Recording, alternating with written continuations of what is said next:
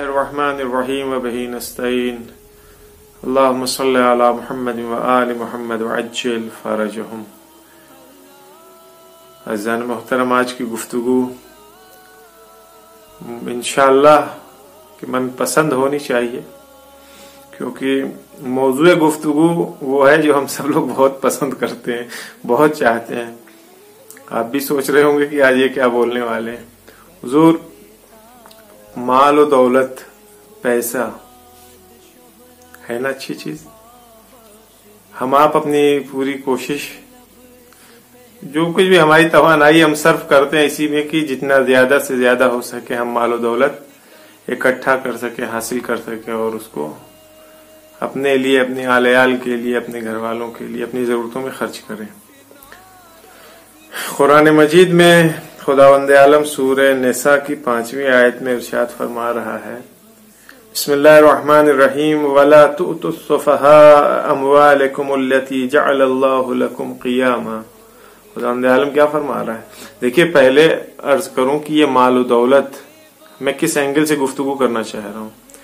مال و دولت ہماری انفرادی پرسنل زندگی کے علاوہ اس کا بہت امپورٹنٹ رول ہے۔ پرسنل زندگی میں تو ہے ہی، لیکن اجتماعی سوشل زندگی میں بھی ہمارا دوام، ہمارا قیام، ہمارا قوام، ہماری بقا وہ مال و دولت کے اوپر ہے۔ آج اگر سماج میں ہم زندگی گزار رہے ہیں، مال و دولت ہمارے پاس نہیں ہے، تو ہماری حیثیت کیا ہوگی اجتماع میں، سماج میں؟ یہ آپ اچھی طرح جانتے ہیں۔ اس سلسلے میں کچھ باتیں عرض کروں گا۔ خداوند عالم کیا فرما رہا ہے قرآن مجید میں؟ لا تؤتوا السفہاء اموالکم، کہ جو ناسمجھ لوگ ہیں، سفیہ ہیں، کم عقل لوگ ہیں، ایسے لوگوں کے حوالے اپنی مال و دولت نہ کرو، ان کے حوالے نہ کرو۔ التی جعل اللہ لکم قیاما، اس مال و دولت کو خداوند عالم نے تمہارے لیے قیام کا سبب قرار دیا ہے۔ یہ لفظ قیام قرآن مجید میں 2 بار آیا ہے۔ ایک بار سورہ مائدہ میں 97 نمبر کی آیت میں، جہاں پہ خانہ کعبہ کا ذکر ہو رہا ہے۔ خانہ کعبہ کا ذکر کرتے ہوئے خداوند عالم فرما رہا ہے کہ پروردگار عالم نے خانہ کعبہ کو قیاما للناس قرار دیا ہے۔ جعل اللہ الکعبۃ بیت اللہ الحرام قیاما للناس، لوگوں کے لیے قیام کا مرکز اور سبب قرار دیا ہے۔ تو قرآن میں 2 جگہ قیام آیا ہے۔ ایک قیام جو ہے وہ دنیاوی امور سے ریلیٹڈ ہے، جو مال کے سلسلے میں ہے۔ ایک قیام دینی امور سے ریلیٹڈ ہے، جو خانہ کعبہ کے سلسلے میں بیان کیا گیا ہے۔ مال و دولت حاصل کیجئے، جتنا، میں برابر اس بات کو کہتا ہوں، مال و دولت جتنا ہو سکے حاصل کیجئے۔ کوئی قباحت نہیں۔ وہ لوگ غلط کہتے ہیں جو یہ کہتے ہیں کہ ہمیں مال و دولت سے کیا لینا لادنا نہیں۔ زہد اپنی جگہ ہے، مال و دولت اپنی جگہ ہے۔ زہد کا مطلب یہ نہیں ہے کہ آدمی سب کچھ چھوڑ دے۔ زہد کا مطلب یہ نہیں ہے۔ آپ مال و دولت کمائیے، جتنا جی میں آئے کمائیے۔ آج کے زمانے کے ٹاٹا برلا تو پرانے ہو گئے، اڈانی امبانی بنیے نہیں، وہ بھی کم ہے۔ اصل آپ پلٹ جائیے، یہ جملہ شاید سخت ہو، نمرود کی جتنی دولت اکٹھا کیجئے، فرعون کی جتنی دولت اکٹھا کیجئے، لیکن امپورٹنٹ کیا ہے؟ اپنے اندر نمرودیت نہ آنے دیجئے، اپنے اندر فرعونیت نہ آنے دیجئے۔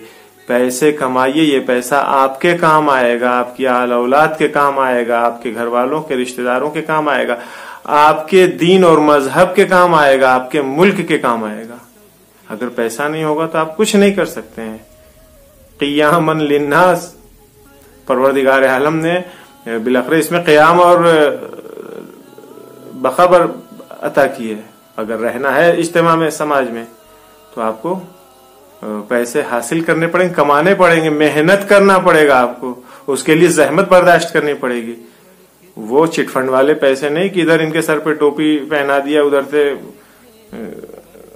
ہاتھ صاف کر دیا۔ حلال نہیں، حرام ہے وہ کمائی۔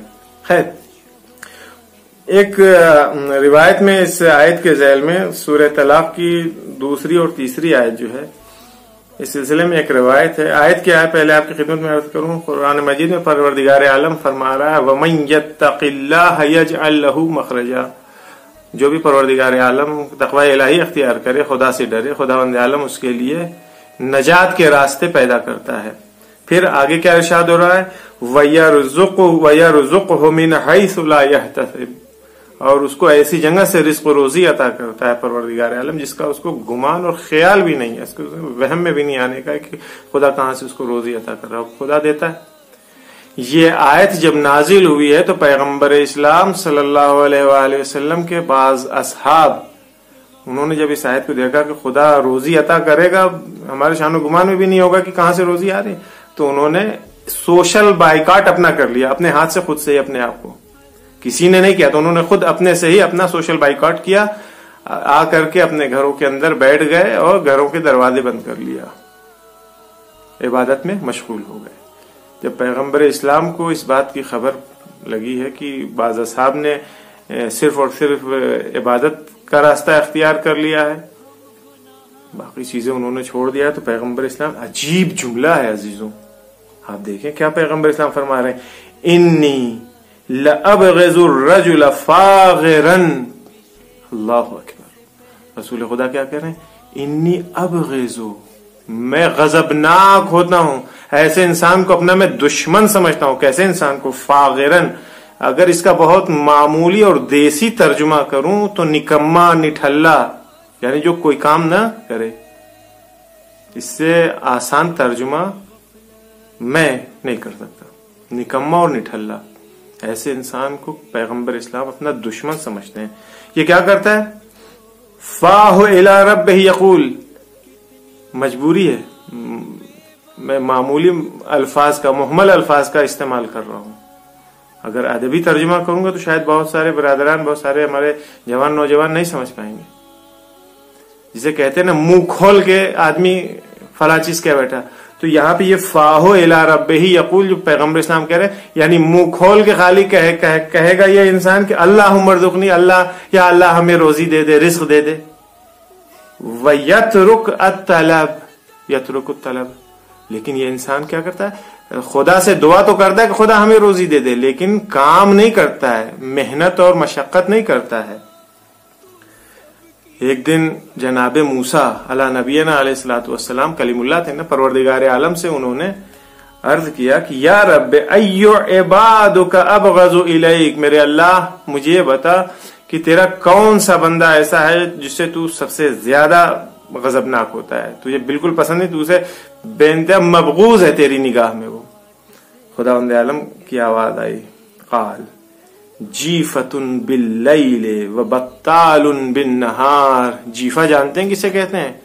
جیفہ مردار کو کہتے ہیں، جیفۃ باللیل یعنی ایسا شخص جو رات میں مردار کی طرح پڑا سوتا رہے، وبطال بالنہار، اور دن میں کیا ہے؟ بیکاری، کام دھندہ نہیں ہے، کرتا ہی نہیں، کرنا ہی نہیں چاہتا، ایسا شخص پروردگار عالم کی بارگاہ میں مبغوض ہے، خداوند عالم اس سے غضبناک ہوتا ہے ایسے شخص سے۔ پھر رسول خدا صلی اللہ علیہ وسلم کی ایک حدیث ہے جس میں وہ فرما رہے ہیں، ملعون من القا کلہ علی الناس، ملعون من القا کلہ علی الناس، کلہ علی الناس یعنی کیا مطلب؟ یعنی ملعون ہے وہ شخص جو اپنی ذمہ داری، اپنا بوجھ دوسرے کے کندھوں کے اوپر ڈال دے، ارے وہ ہمارے رشتہ دار ہیں، وہ فلاں صاحب ہے، وہ فلاں ڈونر ہے، فلاں خیر ہے، فلاں فلاں فلاں فلاں، اس نے ٹھیکہ نہیں لے رکھا ہے آپ کا، وہ جو کر رہا ہے وہ اس کی انسانیت ہے، وہ جو کر رہا ہے وہ اس کی اسلام دوستی ہے، جو آپ کے ساتھ نیکی کر رہا ہے۔ ہماری ذمہ داری یہ ہے کہ ہم خود اپنے ہاتھ پیر ہلائیں، زحمت کریں، مشقت کریں اور اپنی روزی روٹی فراہم کریں، ورنہ آسان سا راستہ یہ ہے کہ نہیں صاحب ہم بہت دیندار آدمی ہیں، ہم کہاں مال دنیا کے چکر میں بھاگیں گے، یہ سب اچھی چیزیں، غلط ہے یہ نظریہ۔ دولت مولوی کو بھی ضرورت ہوتی ہے، انجینئر کو بھی ہوتی ہے، پائلٹ کو بھی ہوتی ہے، ڈاکٹر کو بھی، جتنے ہیں ایک معمولی کام کرنے والے، سب کو دولت کی ضرورت ہوتی ہے، سب کی اپنی زندگی ہے، چاہے وہ امام معصوم ہو چاہے ایک معمولی انسان ہو۔ چنانچہ ایک شخص ہے محمد ابن منکدر، امام باقر علیہ السلام کے زمانے کا یہ حافظ ہے، بہت مشہور معروف حافظ اور زہاد میں سے اس کا شمار ہوتا تھا. یہ کہتا ہے کہ ایک دن میں نے محمد ابن علی ابن الحسین یعنی امام باقر علیہ السلام کو میں نے سوچا کہ میں ان کو موعظہ اور نصیحت کروں، لیکن انہوں نے پلٹ کے ہی مجھے نصیحت کر دی. لوگوں نے پوچھا کہ بات کیا ہے بھائی؟ ابتدا بساکن بسم اللہ الرحمن الرحیم، تم نے یہ بات کہہ دی، ہوا کیا آخر؟ پوری بات بتاؤ، معاملہ کیا ہے؟ کہا کہ معاملہ اس طرح سے ہے کہ ایک دن چلچلاتی دوپہر، تپتی دوپہر کو نصف النہار کے وقت کھڑی دوپہر میں اپنے گھر سے باہر نکلا، شہر مدینہ سے باہر صحرا کی طرف یعنی کھیت کھلیان کی طرف میں جا رہا تھا.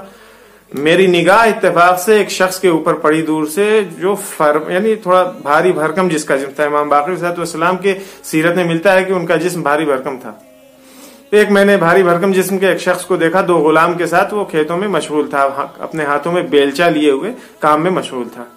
دور سے میں نے دیکھا، مجھے بے انتہا تعجب ہوا. میں نے کہا یہ کون شخص ہے جو اس تپتی دھوپ میں، اس چلچلاتی گرمی کے وقت آ کر کے کھیتوں میں کام کر رہا ہے. خیر نزدیک ہوا، جب میں نے ذرا نزدیک ہوا تو میں نے پہچان لیا یہ کوئی اور نہیں تھا، محمد ابن علی ابن الحسین علیہ السلام تھے. نزدیک گیا، میں نے جا کر کے کہا کہ حضور آپ اس وقت یہاں، آپ سے تو بعید ہے، آپ دوسروں کو درس دیتے ہیں، دوسروں کو نصیحت کرتے ہیں کہ دنیا کے پیچھے نہ بھاگو، دنیا کے پیچھے نہ بھاگو، اور یہ کھڑی دوپہر تپتا صحرا آپ خود یہاں پہ موجود ہے، کام کر رہے ہیں بیلچا لیے ہوئے. اگر اسی وقت آپ کو موت آ جائے تو آپ کیا کریں گے؟ امام علیہ السلام، اللہ اکبر، قربان جائے اپنے امام کے جواب کے اوپر، کتنا پیارا جواب دیا. امام علیہ السلام نے کہا علی ابن منقدر، اگر مجھے اس وقت موت آ جائے گی تو میں اسے اپنی خوش نصیبی سمجھوں گا، کیونکہ پروردگار عالم کی اطاعت میں میری روح نکل رہی ہے جسم سے. میں اس وقت سے ضرور ڈروں گا اور ڈرتا ہوں کہ خدا نخواستہ میں اطاعت پروردگار کی حالت میں نہ ہوں اور میرے جسم سے میری روح نکل جائے. علی ابن منقدر، میں عیال وار ہوں، میری فیملی بڑی ہے، ہمارے کاندھوں کے اوپر خرچ ہے، ذمہ داری ہے. میں نہیں چاہتا کہ میں اپنا بوجھ، اپنی آل عیال کا بوجھ تمہارے یا تمہاری جیسے دوسرے لوگوں کے کندھوں کے اوپر ڈالوں.